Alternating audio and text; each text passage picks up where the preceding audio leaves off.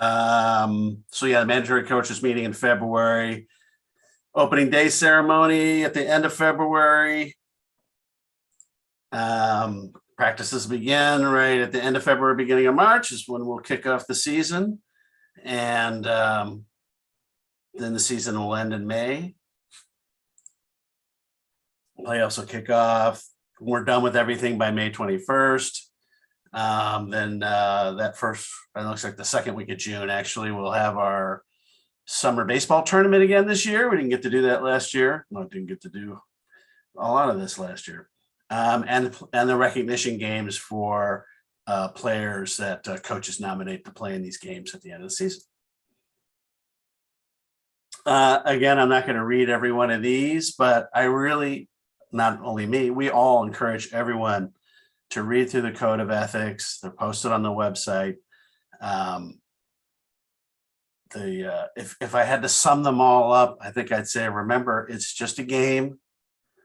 People get pretty excited out there. It's great to see the enthusiasm, but we all know sometimes that enthusiasm spills over into unwelcome behavior. So we had very little of that last year, and I hope that continues this year as well. Okay, right here, let me really quick, I'm going to jump out and show you this is the website. And hopefully you guys can go here a lot. The calendar is an easy one to find because it's right where it says calendar. You click on that and there she blows. Everything I just showed you there in one nice big form. And then most of the stuff we're going to cover tonight, whether it is registration, and that's under the registration tab, and all these things are laid out, the instructions for how to do things. We will, at the very end of the presentation, Gerald's going to actually run through a live registration so you can really see what that looks like, see the steps, and get that under your belt. And then all the things for coach stuff, the buys, the uniform, the coaches clinic, everything is down here under coaches. And then the other stuff you don't need to know, later, that's where the game schedule is going to be, all that kind of stuff. But these two tabs is where you're going to live for the next few weeks.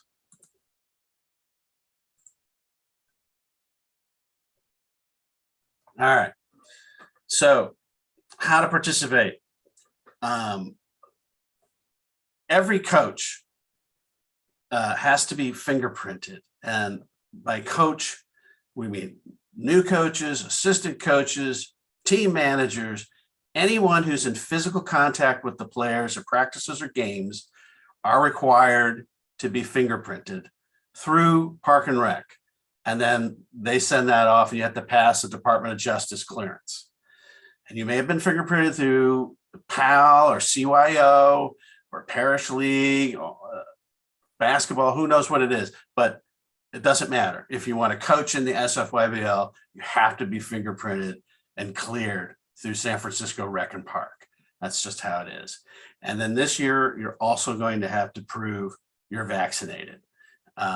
If you're a new coach, you'll have to give that proof when you turn in your application to coach.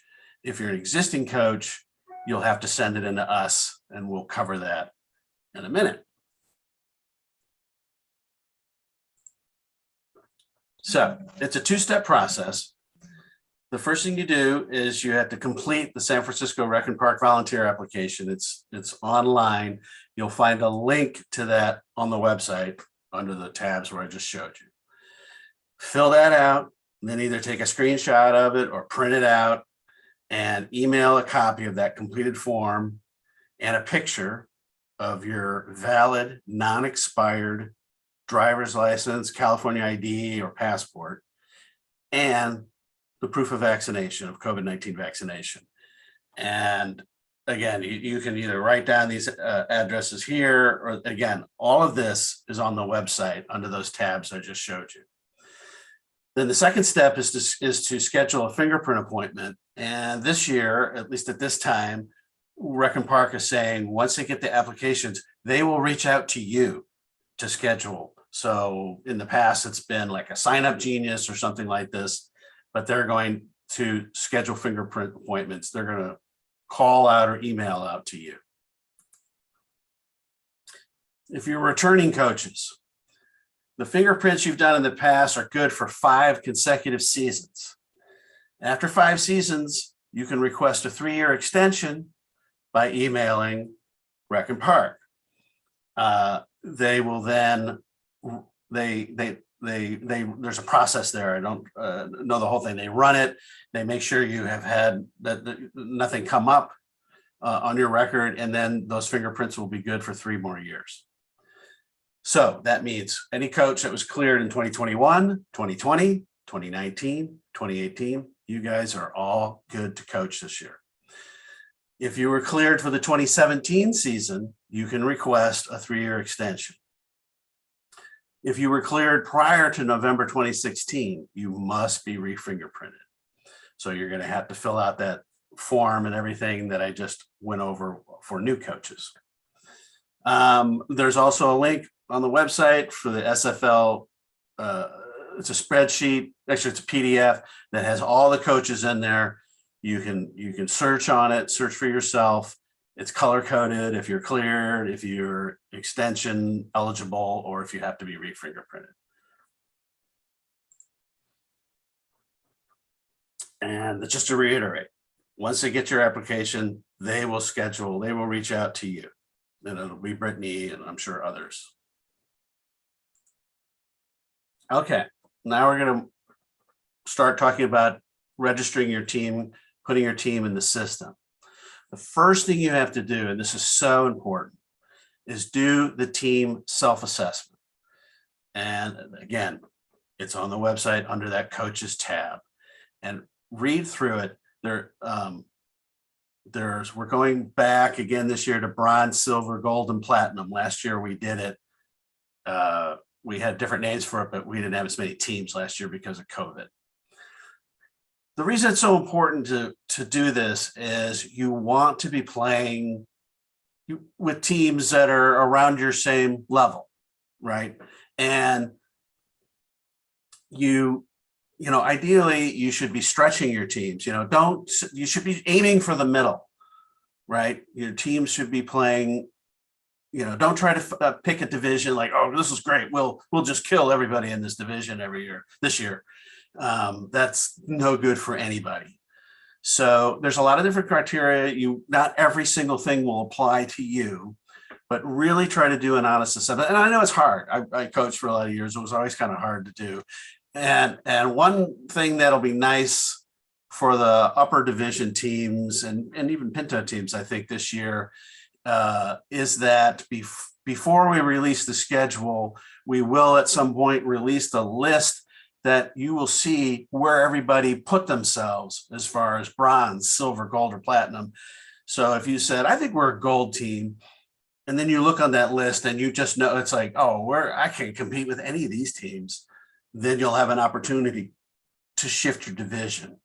What will happen most, I think, or what I hope, is that someone might be, oh, I said we were silver, but when I see some of these other teams, we're as good as they are, and they said gold, let's move up. Again, you want to challenge your kids. I mean, nobody wants to lose every game, but you don't have to win every game to have fun. This is a learning league. You're teaching your kids how to play baseball. Stretch them a little. So, new independent teams. Again, specific instructions are on the SFYBL.com, and make sure to stay to the end because, as I said, Gerald's going to walk through the process step by step and show it to you, share it on the screen. But the basic process is you set yourself up in the system, and that's starting tonight. You can do that through December 10th. Put yourself in, then set up a team as yourself logged in the system. And again, that will be able to start tonight and through December 10th. Everybody has to have 10 players on their team by December 10th, or the team will be kicked out of the system. You'll be able to add more players after that, but you have to have a minimum of 10 on December 10th. The system will be locked out, and then all that stuff will be figured out and then they'll reopen it again, and you can add players through April 1st. And I should be I've been a little unclear. You're not adding the players. Your players add themselves. Once you've set up the team, you'll then reach out to everyone and point them to the Sports Engine website so that they can add themselves to your team. And that will start for independent teams on November 15th, and that'll run through April 1st.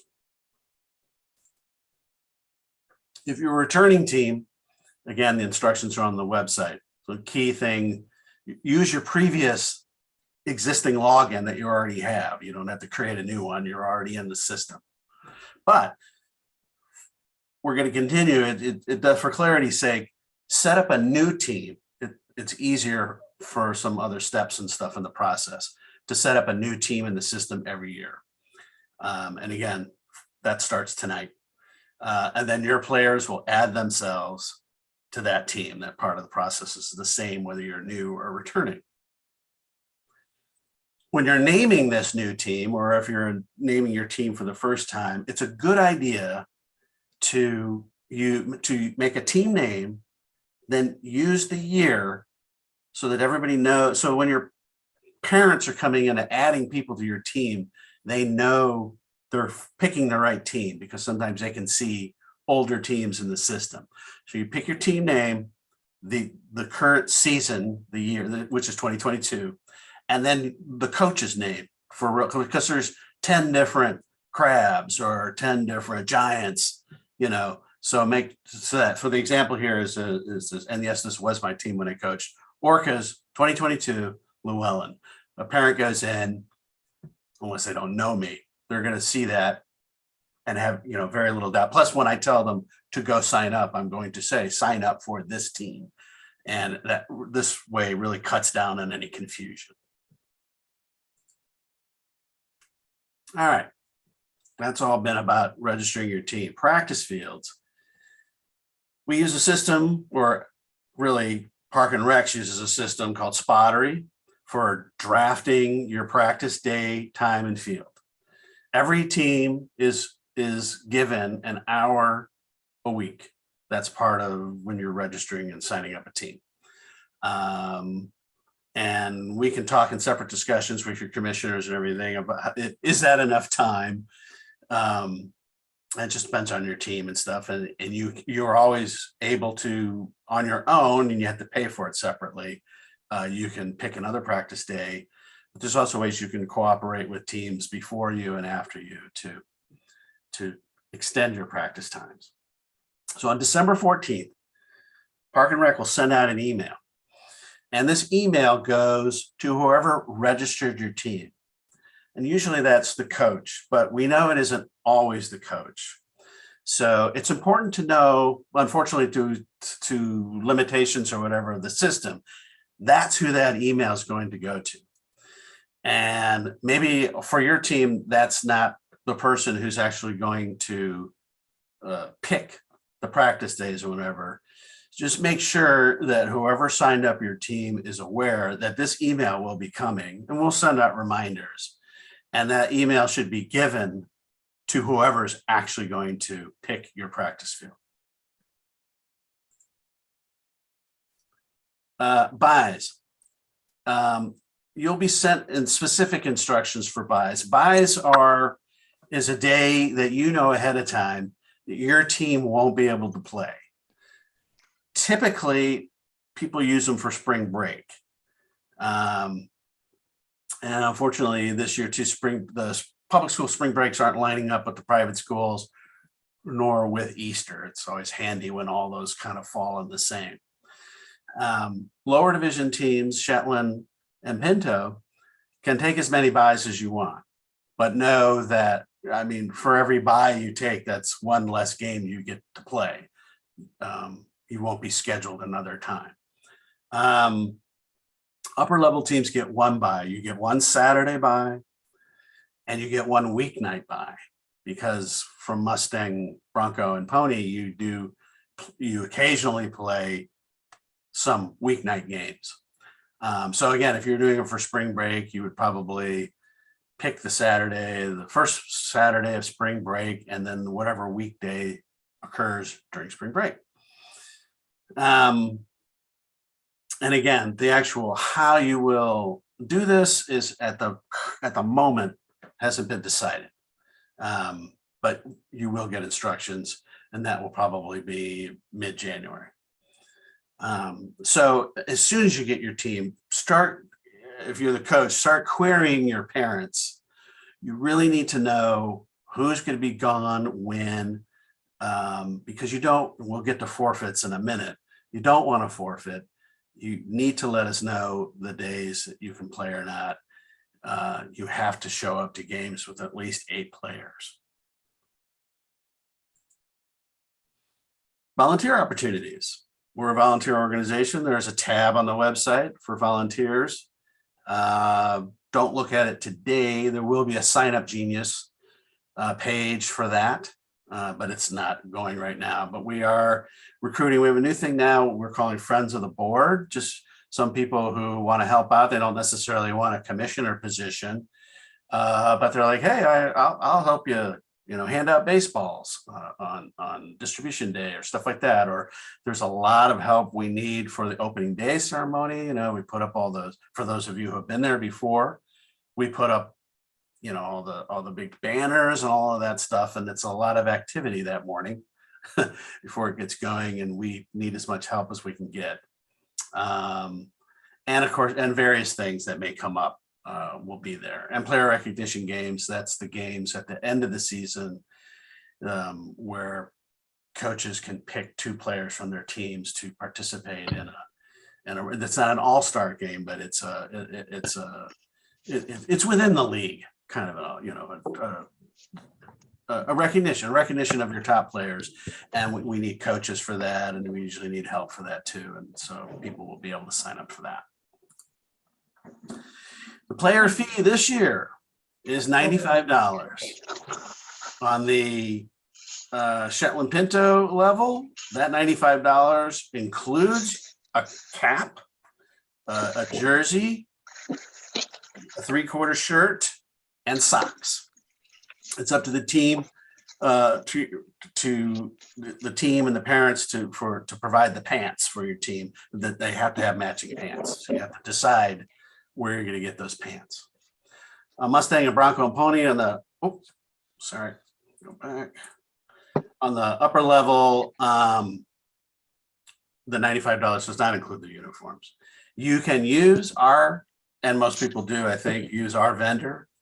And there will be information on the website on how to do that. And again, that'll come up mid-December. You can use any vendor you want. If you choose to use your own vendor, then you need to let us know, because we will then get I used to have one on my desk actually. Oh, one of these. You'll get one of these patches that you'll be able to, usually you can give it to your vendor and they'll put it on for you, or you'll be able to put them on yourselves onto your uniforms. But you have to have that, you have to have a league recognized uniform, but you don't have to buy them from our vendor. But when I was a coach, I found it's just easier. I didn't want to go looking for vendors. So again, where do I get information? On the calendar. It's all on the website. Everything you need to know is on that website. And you can also email info@sfybl.com or your individual commissioners. And now we all have, if you're in the Mustang League, you can email mustang@sfybl.com and I will get that email, and all the other commissioners as well. All right. Let's go over the rules. And these are the things we're going to talk about here. This is information also on the website, but if you want to I'll leave this up for just a second if you want to take a picture of the screen, but these are the age standards this year. We do, it's not uncommon for people to have a team but little Timmy's a little older than everyone else. It's not a guarantee, but email your commissioner. We go over it. Usually if it's just a month or something over the cutoff, we will generally grant exceptions. But hopefully not too many for your team. And then sometimes, if you have a number of older kids on your team, then what I did with mine, and I would suggest, is just have the whole team play up, because it's easy to make the exceptions when they're 6. But then, of course, once you make that exception, then you want to, and we want to keep teams together. But then some kid hits puberty, and you can really tell he's older than everyone else on the team. And then people complain, that kid looks too big to be pitching to my kid. So, in baseball age, the easiest way, when if you want to just look at 10U, 9U, whatever that stuff, it's however old you are on August 31st of the season. So next year it'll be August 31st, 2022. Bases. I think this rule changed last year, maybe even 2 years ago, but it bears, both teams are required to bring bases to the game. The home team is responsible for setting up bases. If the home team, for some reason, doesn't have bases, then the visiting team should provide those bases. But you can't just count on the other team. Everybody's supposed to bring their bases. And if neither team has bases, in the upper divisions, it's a double forfeit, and the umpire will leave, and you can stay in scrimmage, but the game won't count, right? You have to have bases to play the game. And again, these aren't the throw down bases that you get at Target, the little rubber ones. They have to be, either the padded ones or the really nice rubber ones. Bats, the bat rules haven't changed at all. These have been the rules now for at least 3 years, maybe 4. USA bat, if it's the 2 5/8 barrel, that's a legal bat in all divisions that we play. And then there's the drop factors and stuff. It's a -3 drop factor. It has to be a BB core bat, and that will be stamped on the bat. So when you're looking. And then all the other minus factors, 5, 7, 9, it has to be a USA bat. And that's a licensing mark that is stamped on the bat. And that rule is enforced. Umpires will look for that. So make sure, and really anybody, we've had this rule long enough that nobody should be worried that I still have these old bats. So get rid of your old bats. Balls. Balls are provided by the league. You get 2 boxes of balls. This year, we're handing them out at the opening day ceremony. And that's really it. That will be the only time you can get them easily. If you can't make that ceremony, then you're going to have to run all over town trying to get them. But that's how it's going to work this year. You get 2 boxes, and these are game balls. These are the balls you use for games. Every game you show up to, you bring two balls and give them to the umpire. Every team has to provide that. So don't use them for practice. If you want to purchase additional balls or practice balls, again, go to the website under that coaches tab. There is a header just for balls, and it tells you the kind. It even has links for where you can buy them. Where we're not in. That was just to make it easy. You can buy them anywhere you want, but you have to buy the right kind of ball, and that is explained on the website. Pitching rules were established in 2018 by Pony, and we are a Pony outlet franchise, and so we adopted those same rules.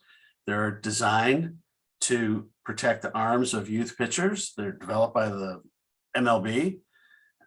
You are required, all coaches are required to adhere to these guidelines. And from Pinto up, you are required to count the pitches. You need to get a clicker, and you need to count the pitches of your pitchers and the pitchers on the other team. And that's posted online, and also those are on the rule highlight sheets, which are already online and up to date for this year.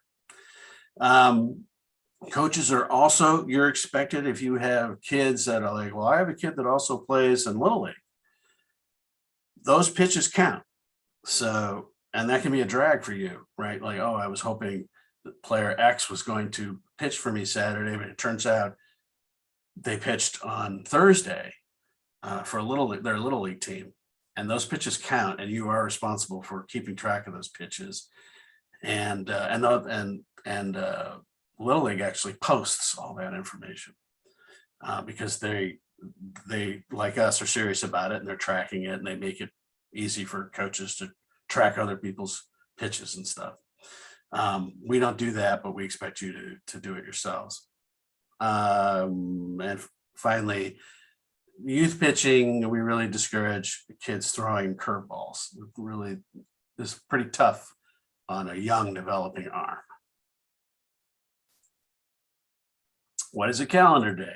All right, this comes up because those pitching rules not only include how many pitches you can throw in a given day, but they also explain if you've thrown X amount of pitches this day, you then need to rest for 2 days or 3 days or 4 days, depending on the amount of pitches that you threw.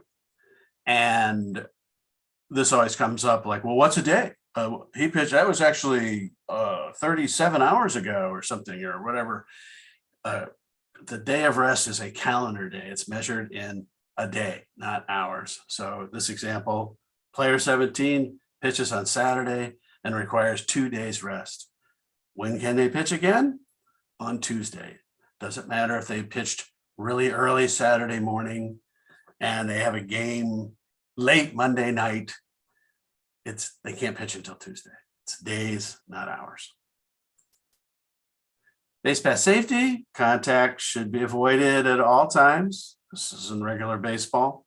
The runner should go around or slide. That's pretty self-explanatory. Reporting scores and pitch counts. You'll be given a link near the beginning of the season for your division. There'll be a link to a Google form to where you will report both scores and pitch counts. And this year it's a little different. It used to be that the winning team reported the scores and pitch counts, but that we have run into issues with that. So this year both teams are required to report it. After working with the scorekeeper,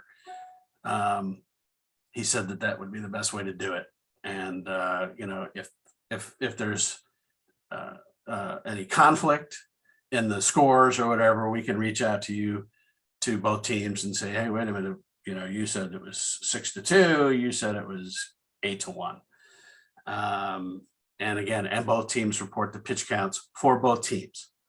We're really serious about the pitch counts. The scorekeeper keeps track of those pitch counts to know if they see that someone then pitched again 2 days later that shouldn't have pitched, that team, that'll be a forfeit. So track your pitch counts accurately. They are being watched by the league. Forefoot rules. We were talking about buys earlier. Again, you have to let the league know when you're not going to play. It's a drag for everybody if some team doesn't show up, and the coaches say, oh, I didn't know half my team has communion that day or something like that. That seems to be the most common one. It's your responsibility as a coach to find that stuff out from the very beginning.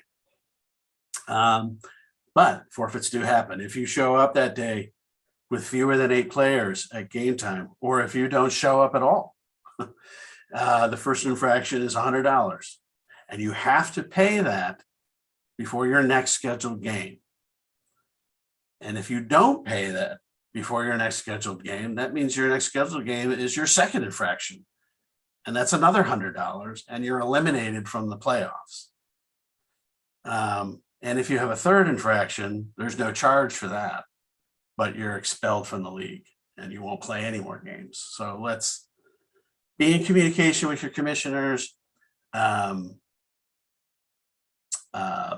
just makes everything run smoother. If you tell us early enough, sometimes we can possibly reschedule games.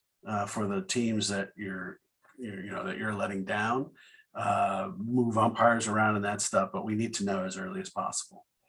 But letting us know doesn't make it not a forfeit. Concussion protocol. There are 3 things that every coach has to do this year. Well, in past years, you have to pass a concussion protocol. Again, that's on the website. There's a link to the training. I think it's about a 40-minute training, online training. You have to go through that, and every coach takes that training every single year.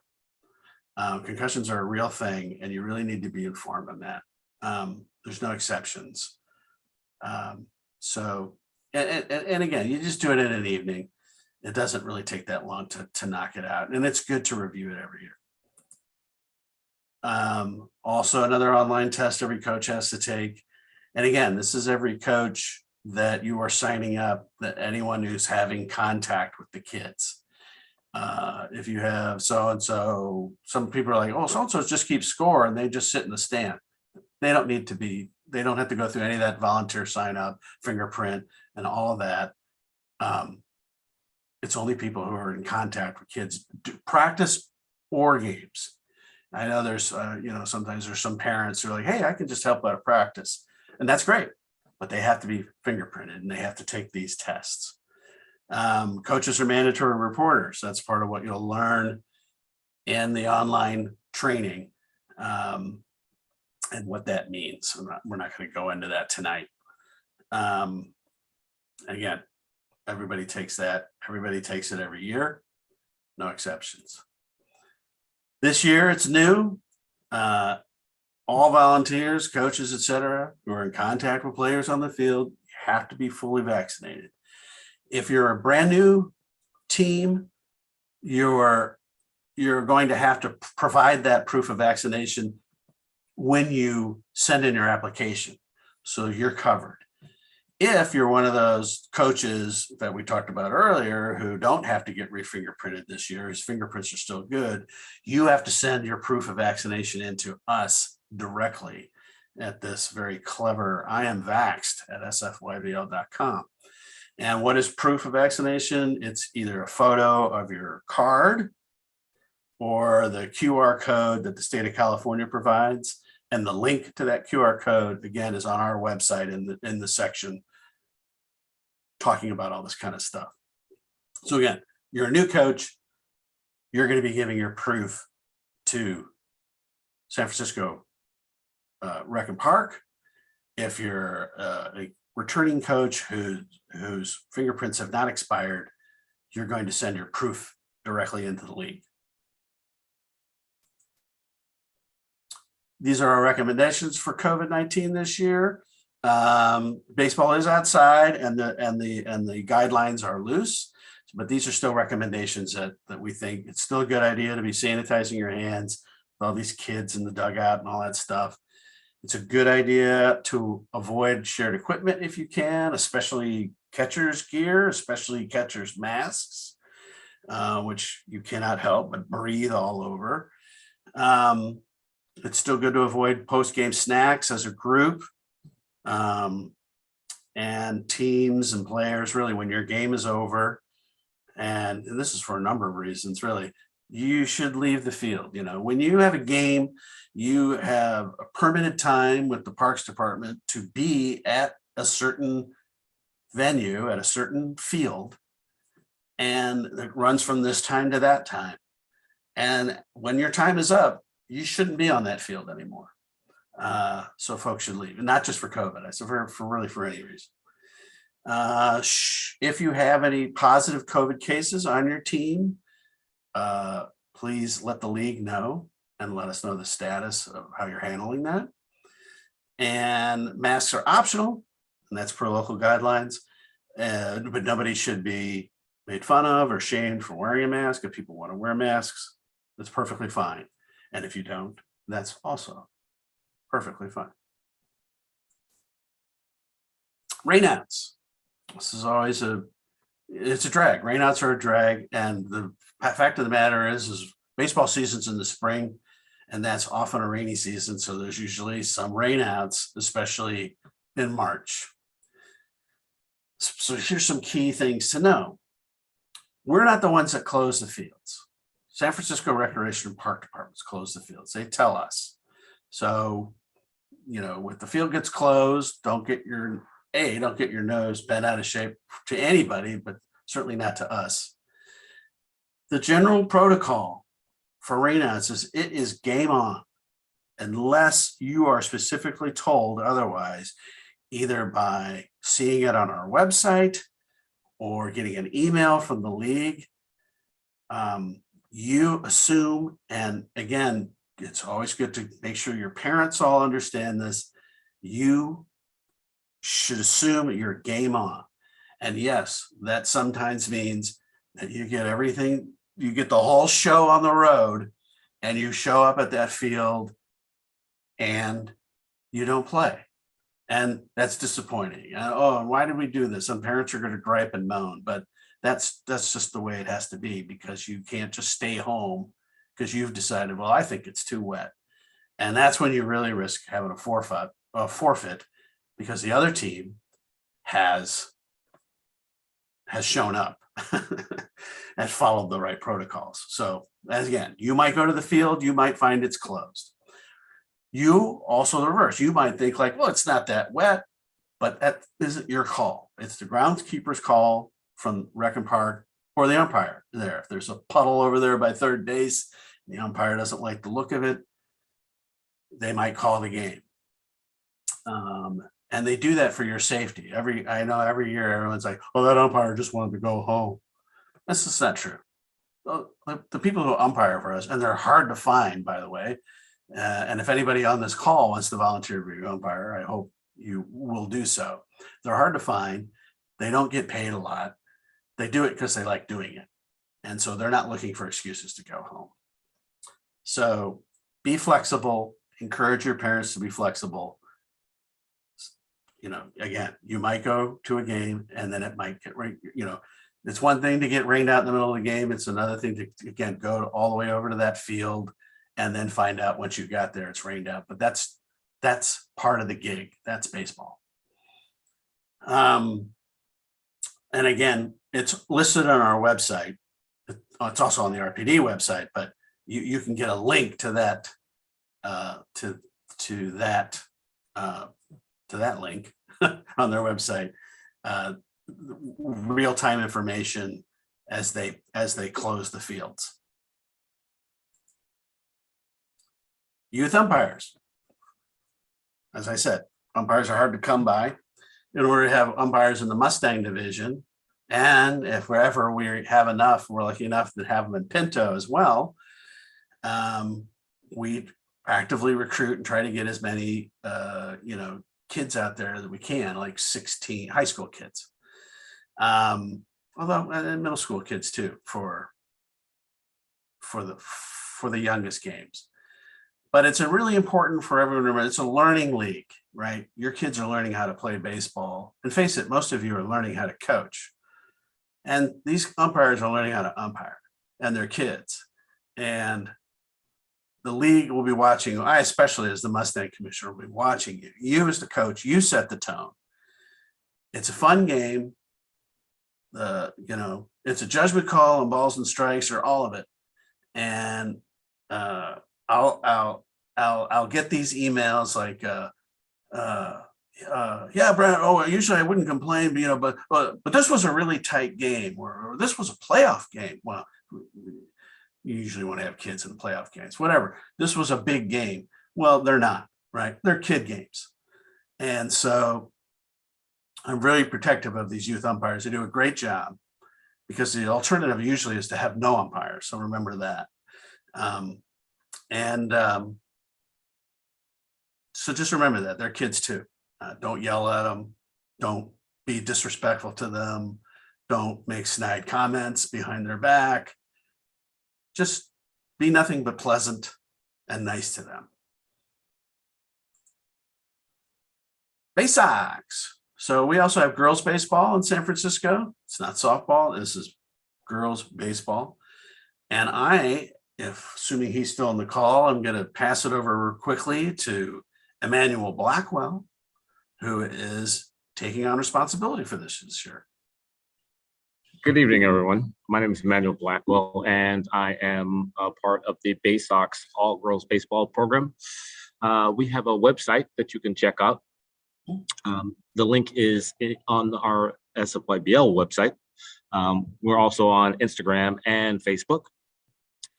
That's the easiest way to reach out to us. We have currently going on Saturday, once a month, free practices. So we have the clinics going on, and we'll have coaches out, and a lot of fun stuff for the girls to sharpen their skills. So just to give you a little overview and background about the BaySox, it was formed in 2015. BaySox has expanded from one team to 12 girls serving about now we currently serve about 80 to 100 girls annually.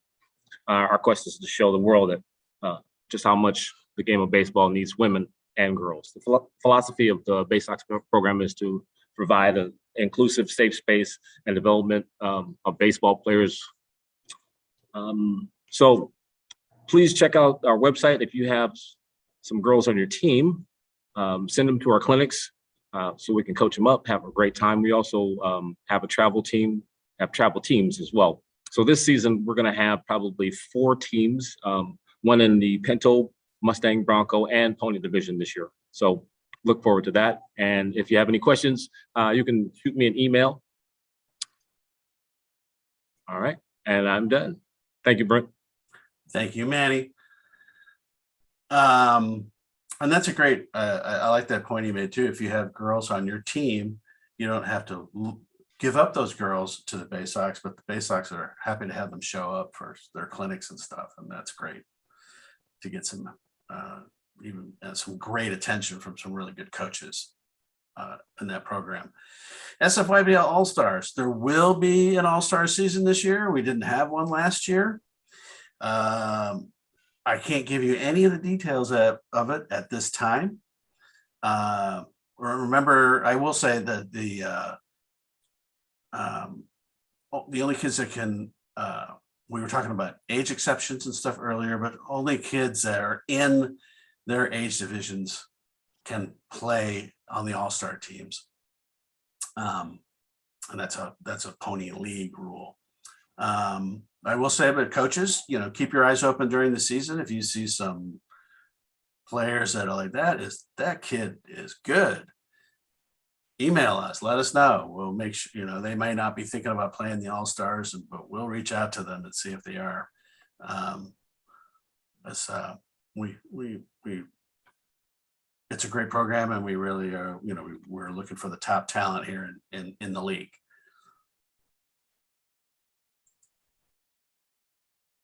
All right.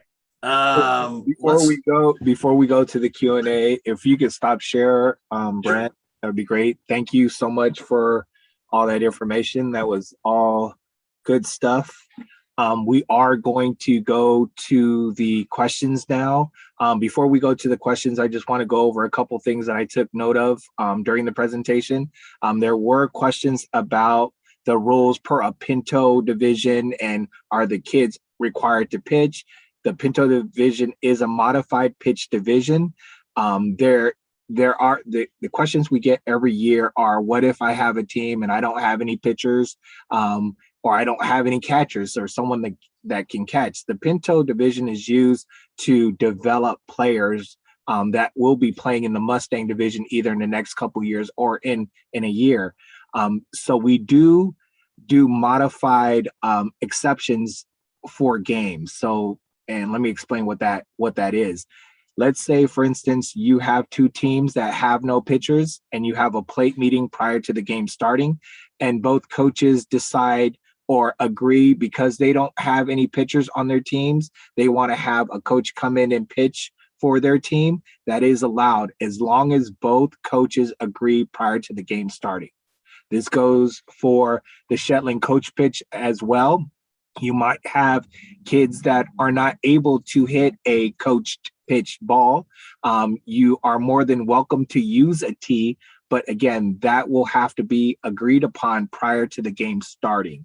So before the game starts, you should always have a plate meeting with the opposing coach and discuss how that game is going to be ran. There's nothing worse than watching a pitcho game that has a pitcher in there that can't throw a strike and it just takes forever. And we want to get these kids as much playing time as possible. So if we can make exceptions to the rules sometimes here and there, we will do that. But again, both coaches need to agree about these changes prior to the game starting. Okay. Another thing about the balls, the game balls that you receive this year are going to be used as game balls. So you're required as a coach to show up with at least 2 good game balls per game and present those game balls to the umpire prior to the game starting at the plate meeting.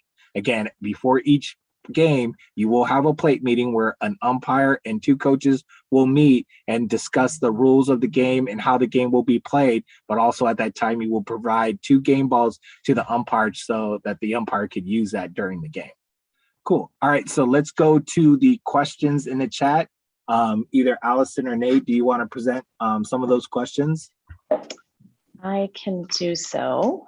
Hi, everyone. It's Allison. We will, we've answered some of the questions. We'll try to continue to answer them in bundles if we can. We had a question in regard to how do teams procure days and fields. As we discussed, that's the spottery information that will be sent out on 12/14. You can see that on our calendar. Those of you who asked whether we have, that you have an existing team that might be short some players, how to get the word out, that we would welcome a few players to join. Gerald, do you want to maybe talk about teams with unassigned players or how we work on close to the deadline to get those teams filled? Cool. So what we will do this year is we will have a team actually named unassigned. So for each division. So if a player does not have a team to sign up for, they can sign up for this team called unassigned, and they will be placed on what you would call a wait list for potential teams that are short players. So how that would work is basically before that December, I believe it's 14th or 15th cutoff date, or it might even be the 10th, where you have to have at least 10 players. You might only have 8. You might be scrambling to get players. You can contact your division commissioner and ask, are there any players on that wait list, i.e. the unassigned team, that I can use so I can get to 10 players. That's a possibility. The other possibility is if you're an individual looking for a team, you can always sign up for an RPD team. RPD team takes individual players that want to sign up for a team. So they have 2 options. Either they can sign up for an unassigned or they can sign up for an RPD team. But yes, before December, again, correct me if I'm wrong, Brent, I believe now it's December 10th. There's so many dates running through my head, I can't remember exactly which one it is, but it's somewhere around there. Refer back to the video if you need to know the exact date. Cool. Any other questions? Yeah, we've got quite a few. There is another question about the maximum number of players per team per past years, and I believe our current standard is 16. It's still anybody 16. Okay, perfect. And you can register players up until the April 1st deadline. You just have to have 10 maximums registered before the first deadline of December 10th. Yeah, the 10 minimum. So, and then also just add to that, exceptions could be made if you need 1 or 2 more than 16. You might have a bunch of players that also play soccer, do water polo, and play tennis, and you need more players. If you need to make an exception to that 16 max rule, contact your division commissioner and we might be able to work something out. Perfect. This is one that might be more of an RPD question. I don't know that we'll have the answer tonight. There's a question as to whether teams will be able to get codes so that schools pay for the fee instead of parents. That's a registration question. That's our question. So if you're a school registering into SFYBL, or if you're an organization and you want to register a whole team, you can contact me after and we can discuss how you would do that. When we go, the next presentation is going to be important as far as how you register and what you're going to be doing today or after today. Because I think a lot of your questions are going to be answered when we actually talk about what this is all about. Right now, we're just talking about registering a team. We're not talking about registering individuals on this team today. We just want to get down the registering of a team right now into the system so that on December 15th, when individual registration does open up, people have something to register to. So for instance, if I'm Gerald and I'm registering a ballers team, I'm going to go into the system and register a team name called the Ballers. And then now on December 15th, when November 15th. My bad, November 15th, an individual can go in and find a team in the system called Ballers that they can then register for. Cool. All right. Any other questions, Allison? Yes, going right on down the list. Somebody asked if there's a contact, if we'll provide contact info for each of the division or teams on the schedule this year. We tend not to release individual coaches' personal information. We give you all an opportunity to exchange information. Of course, you can connect with your commissioner if there's a particular team you need to contact ahead of your game for any particular reason, or after, perhaps for lost and found items, but we don't typically publish a list with contact information for each team. Will there be, that's a double question. Some players were concerned about signing up for a baseball prior to knowing what their practice day and time will be. If the practice day or time ends up not working for them, can they drop off and get refunded? I believe when they do their spottery, they will be given the opportunity to choose 3 different dates or days or times for their practices. And they usually get their first pick, if I'm not mistaken, depending on the popularity of their location that they choose. But I'm assuming when you choose your location, you're going to practice, you'll choose the location and time that fits your schedule. So you'll have that opportunity to choose that. So if you have something else going on Tuesdays, when you choose your practice times in spottery, you're not going to choose Tuesday as one of your options and in where you want it or when you want to practice. So yes, you'll get to choose that. All right. There's a question as to players playing up. Is there a limit or a maximum of players that we allow to play up on a particular team? And then is there a special process for adding them to a team if they're playing up outside of their stated age? You could play up. You could play up a year right now, but in order to play up, you have to get an exception. So you would have to send all those names to your division commissioner, because that's not something you could do when you register in the system. So if you wanted to do that for each person that's going to play up, you would have to send that to your commissioner, and then that commissioner would have to then make that decision whether they're going to allow it. If they do allow it, then we have to go in the system and manually allow them to play up 1 year. So, but keep in mind that if they're also thinking about playing in AllStars, they're not going to be eligible, because you're only eligible to play in the division that you played in during the regular season. So for instance, if I'm Mustang age and I played up to the Broncos, but later on in AllStars, I want to play back down to the Mustangs, they're not going to allow that. They want you to play in AllStars, the division you played during the regular season. So just keep that in mind.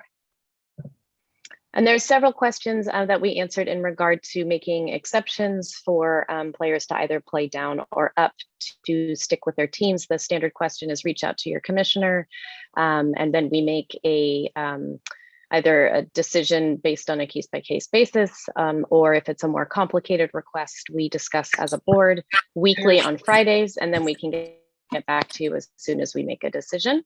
It's helpful if you provide us with the child's birth date in question, as well as what team they would like to play on, and what division that's in. That's helpful for us to be able to make decisions. Yeah.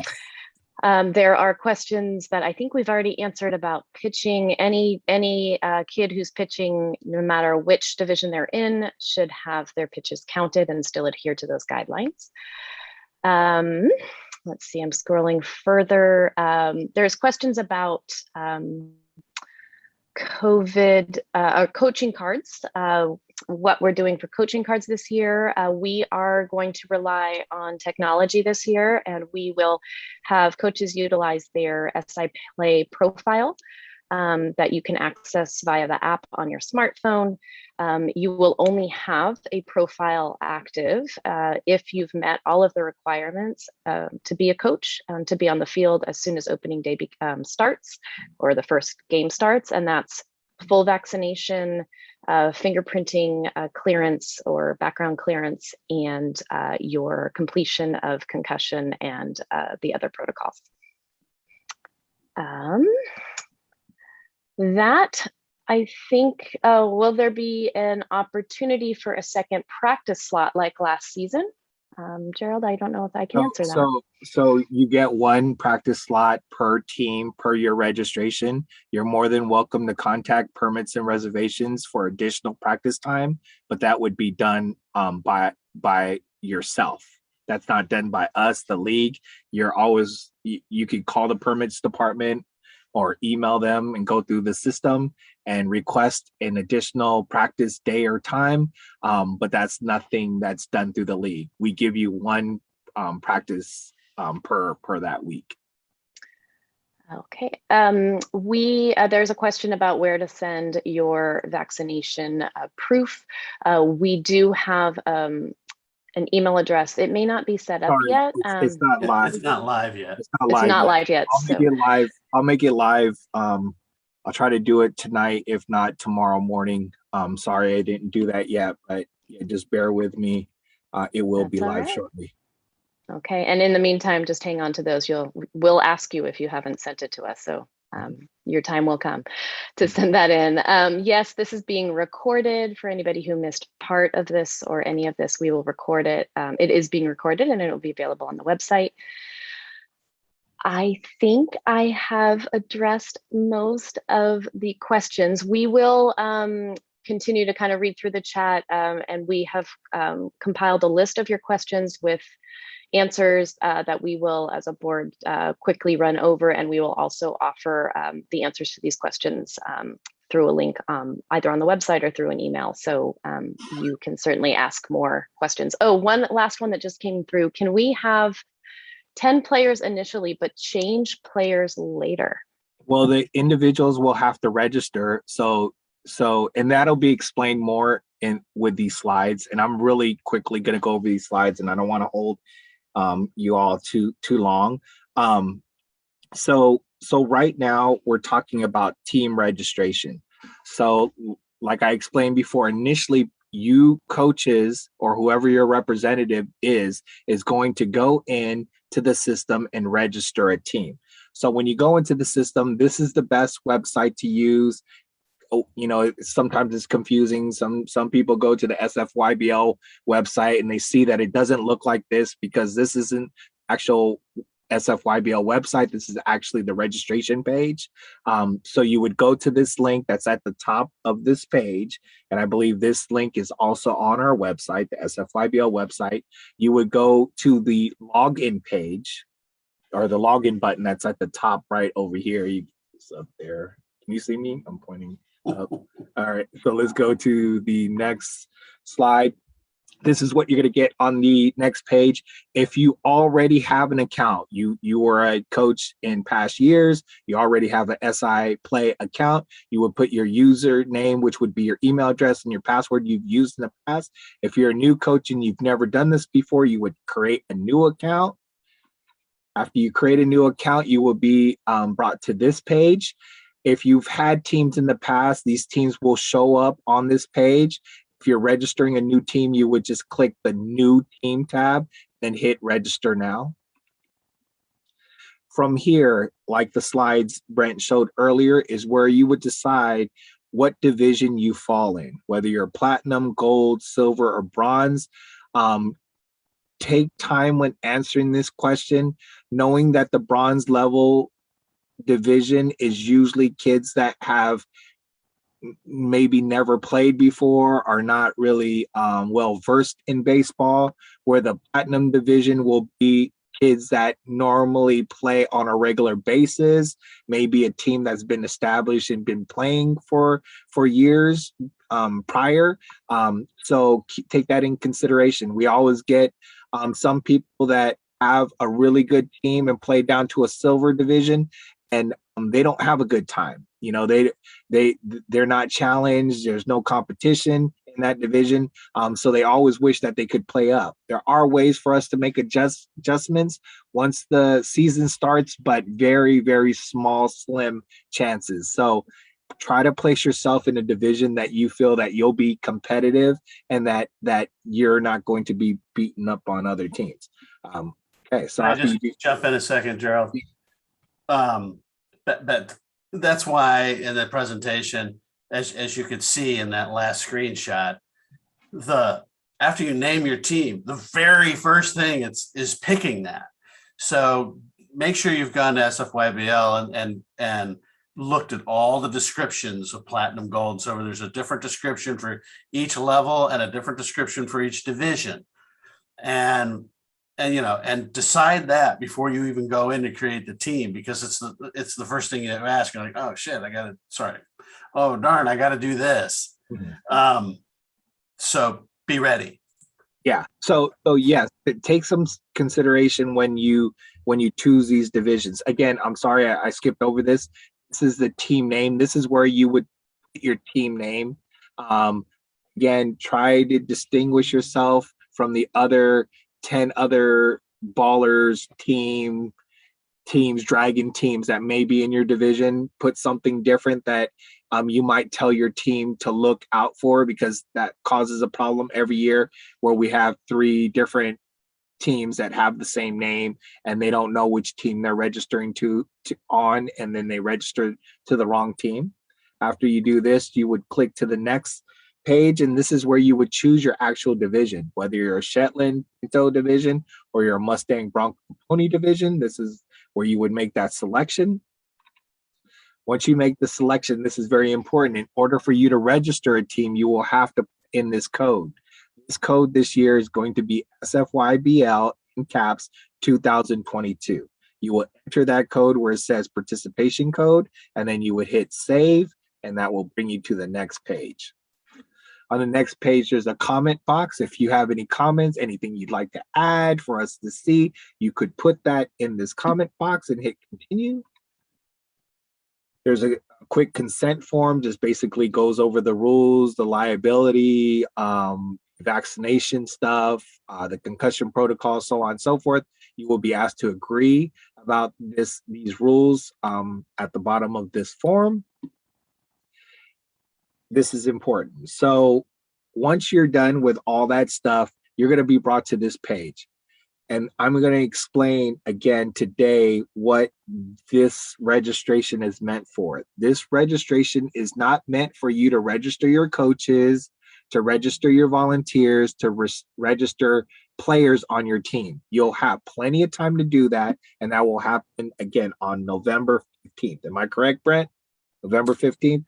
That's when it opens, yes. Yes. So November 15th, you will have the opportunity to tell all your players and all your coaches, you yourself included, that will be the time you will register for the team that you're going to put in the system today or in the next week. So on this page, you're not going to put your coaches' names. You're not going to put your volunteers' names. You're not going to add any players to this team that you're creating right now, because this is just a placeholder. All these teams that you create and that are put in this system, we're going to delete. And we're just using this so that we can have a team name to put into the registration, so that when individuals go later on in to register as individuals, they can find your team based on this registration that you put in. Well, I hope that's clear. Next page after that, this is where people get caught up. They think, okay, I'm done. I see this page, I'm finished, but you're not. So you are going to have to check out prior to you being finished. So here you get to this page, you see just like Amazon, it says check out to finalize your order. Once you check out, we'll then get this almost done. So you're going to be almost done. You're going to have to just review your order, make sure everything, your team name is cool, you're in the right division, so on and so forth. You're going to hit complete order. Then you get this page. Order complete. You receive an automated email that states that your order has been complete. Your team is now in the system and you're good to go. Are there any questions on that?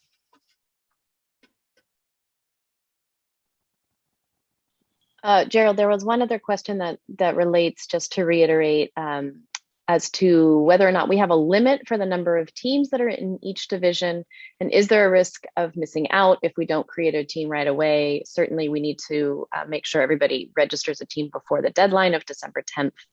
I don't believe we have a limit of the number of teams in each division, but you can comment if so. Yeah, no limits to the teams per division. So you want, right now, we don't want people to register teams unless they know they have players that are going to register to them later on. But right now, if you're even thinking about having a team, but you're unsure about the number of players you may have right now, it's probably a good idea just to put a team in. It doesn't cost any money to put a team in. You can go into the link that I'm going to make live. Well, actually, if you went in and tried to register now, it's not live yet. But as soon as we conclude this meeting, I'm going to exit out of test mode and make it live. So you'll be able to go in and register. So if you're still on the fence and don't know how many players you have, it's a good idea to go in and just register that team. So it's in the system. Now, come December 10th, if you don't have at least 10 players on that team, then we will just take that team out of the system. Nothing ventured, nothing gained. If you only had 5 players registered, didn't have 10, don't have enough, we'll refund the individual money that the people paid to register for your team and then go from there. So right now, if you're thinking about it, it's free. Might as well just register a team. And Gerald, to that point, I would really encourage you to do that. Mhm. Because the time between November 15th and December 10th goes by really fast. Yes.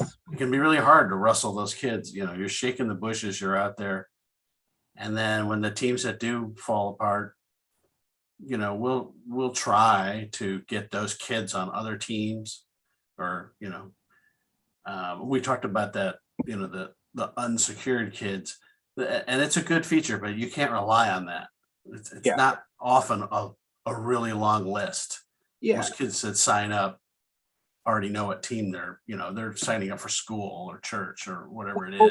We'll try to help you out. If there's one team that has 5 players and your team has 5 players, we might, you know, try to work something out where both teams combine and make one team. You know, we're always trying to put as many players on the field as possible, but we just ask that you do your due diligence and trying to get your players on your team once individual registration opens up as soon as possible, just to avoid any confusion.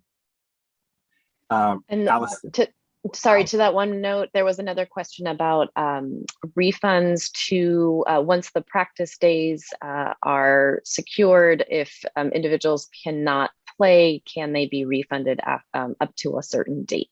No, once your team is registered and once your players are in, after December 10th, it's locked. Because keep in mind that at this point now, we've paid for the registration of this team. We are a pony sanctioned organization. So we pay to actually have your team in the pony league division.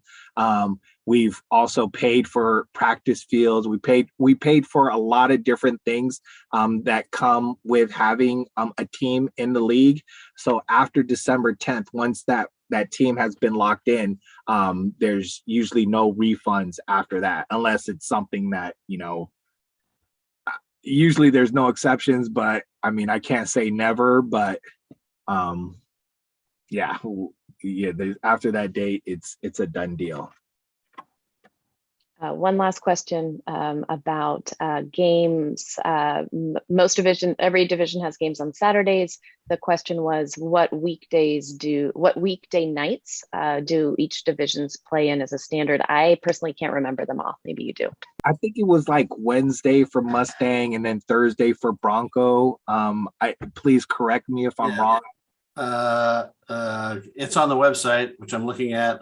Yes, Wednesday nights for Mustang, Tuesday nights for Bronco, Monday and Thursday for Pony. Okay, cool. It's most likely going to stay the same this year, but again, I can't promise anything, but it is usually one weeknight and one weekend. Doesn't mean you're going to play every weekday of each week. It just means there's a possibility on the schedule that might show up. We're pretty good now. We have a little bit more control as far as the schedule is concerned. So if there's days ahead of time that you cannot play because you have something going on, it's easier for us if we know earlier. So let us know as soon as you know, and then we can make adjustments. We don't want to ever get to the point where it's too late and it becomes a forfeit. But if we know ahead of time, there's always adjustments we can make to a schedule. So just, as soon as you know you can't play on a certain day, let us know, and we're willing to work with you as much as possible. I would say there's often ways to make exceptions, but not always. Yes. Don't count on it. Cool. Any other questions? We've done a pretty good job of cutting and pasting into a document. So again, if your specific question wasn't answered or addressed tonight, we will compile them all and hope to publish them for you all to see. Cool. All right. So as soon as I hit end on this meeting, I'm going to go into the system and make the registration live. I also will work on that VAX email.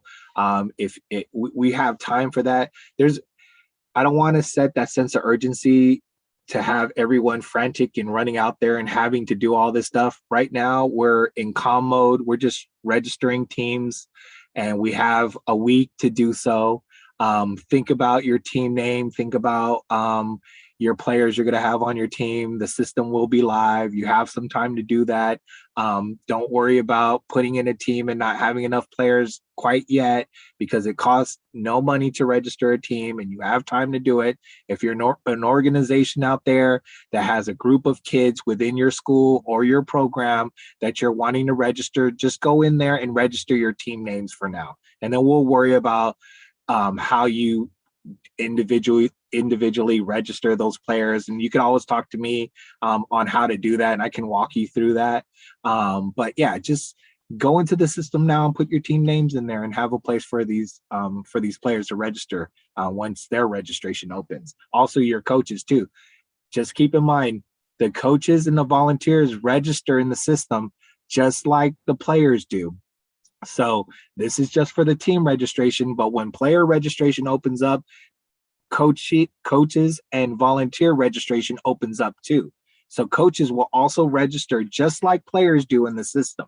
They'll go in, they will go into their account. There'll be a little section that says, instead of players, it'll say coach. They'll click coach, and then you'll go through the same process of choosing a team and doing all that good stuff. And there's of course, no fee for registering to be a coach or a volunteer. Just the players have a fee. Gerald, can we send out a link? I saw there was a question in the chat with regards to scholarships for the independent, because it's different than the Rec and Park side for scholarships. Is there a link that we could send out for the people that want to do scholarships for their teams? That link or those could be sent to Donnie. Yeah, because Ricky handled it last time. Yes. So those can be sent to Donnie, and Donnie can make those exceptions. There's a question on the chat. Yeah. You could send that. You could send that into info@sfybl.com. We'll get it to Donnie, or you can send it to exec board. You can send it into anybody. and we'll handle it. Yes. Any other questions? I'm trying to find the link to put in the chat of the actual registration page. But I guess I have to Google it real quick. Again, that's the end of the meeting. Unless you have any other questions or you just want to talk, we'll be here for a few minutes. But again, go out there and register your team, and let's have a great baseball season. And thank you for coming. I think this is going to be a big one this year. I think coming off of COVID and the whole we had a modified year last year, but this year is going to be as close to normal as ever. We're going to have our AllStars playing in All-Star teams. We'll have our tournament this year, our Battle of the Bay tournament. Tryouts for AllStars will be in May this year. They'll have the opportunity to play all over either the Bay or even go as far as some of our teams have gone, Southern California, and play in the West Zone. So yeah, we're looking it's looking great for this year. And next. For those of you who've asked if there's a sign-up sheet for tonight, we have a transcript of the meeting, so we know who's been in the meeting, and it will be recorded, so you'll have access to it